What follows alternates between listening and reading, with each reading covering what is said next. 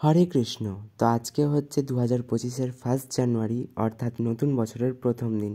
সবাই চাই নতুন বছরের প্রথম দিনটি ভালোভাবে কাটাতে, কারণ সারা বছরই যাতে ভালো কাটে। তাই আমিও চলে এলাম শ্রীধাম মায়াপুরে ভগবানের সাথে নিজের নতুন বছরের প্রথম দিনটি কাটাবার জন্য। আমি নতুন বছরের শুরুটা করলাম ভগবানের সাথে, ভগবানের মঙ্গল আরতি করে। আর হ্যাঁ, সকলকে আমার তরফ থেকে হ্যাপি নিউ ইয়ার। আমিও চাইবো তোমাদের নতুন বছরটা অর্থাৎ 2025টা খুব ভালোভাবে কৃষ্ণ ভাবনামৃতে কাটুক। আমি এখন চলে যাচ্ছি রুমে যাওয়ার সময়তে রাস্তাতে আমার একটা বন্ধুর সাথে দেখা হয়ে গেল। আমি তাকে হরে কৃষ্ণ জানালাম এবং সেও আমাকে হরে কৃষ্ণ বলল। আমরা গল্প করার পর আমি রুমে চলে এলাম এবং রুমে এসে আমার জব কমপ্লিট করে এখানেই আমাকে দিয়ে দেওয়া হয়েছে একটা হার্বাল কফি, যেটা মাতাজি বানিয়েছিল। এত সুন্দর টেস্ট হয়েছিল বলার মতো না। আমি তো কফিটা ফার্স্ট টাইম ট্রাই করেছিলাম আর আমাকে এত সুন্দর লেগেছিল সেটা ভাষায় প্রকাশ করা যাবে না। এবং তারপরে আমি চলে এসেছিলাম ভগবানের জন্য ফুল আনতে, কারণ কি নতুন বছরের শুরু এবং ভগবানকে একটু ফুল দিয়ে সাজাবো না, সেটা কখনো হতেই পারে না। এবং আসার সময় এই মালতী ফুলের গাছটার দিকে আমার নজর পড়লো, কিন্তু আফসোস আমি তুলতে পারলাম না। আর তারপরে এখানে কিছু ফুল পড়েছিল। বাড়ি এসে সবার আগে আমি ভগবানকে আগে সুন্দর করে সাজিয়ে দিই ফুল দিয়ে। কেমন হয়েছে তোমরা অবশ্যই জানাবে।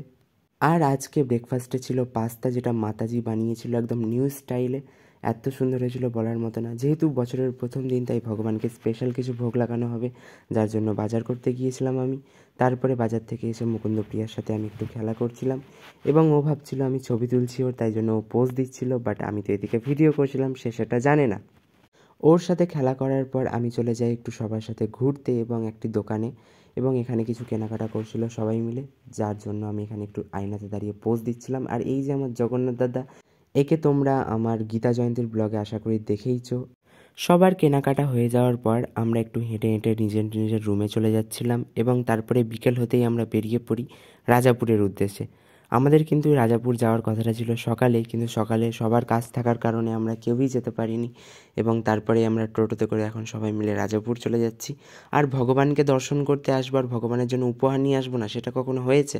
তাই জন্য ভগবানের জন্য আমি নিয়ে চলে এসেছিলাম ছোট্ট একটা উপহার, কিছুই না তেমন। আর ভগবানকে তোমরা সবাই দর্শন করো। নতুন বছরের প্রথম দিনে ভগবানকে কি অপরূপ সুন্দর সাজিয়েছিল, তোমরা সবাই দর্শন করলেই। তারপরে আমরা চলে আসি গৌরাঙ্গ মহাপ্রভু এবং সীমন্তিনী দেবীকে দর্শন করতে।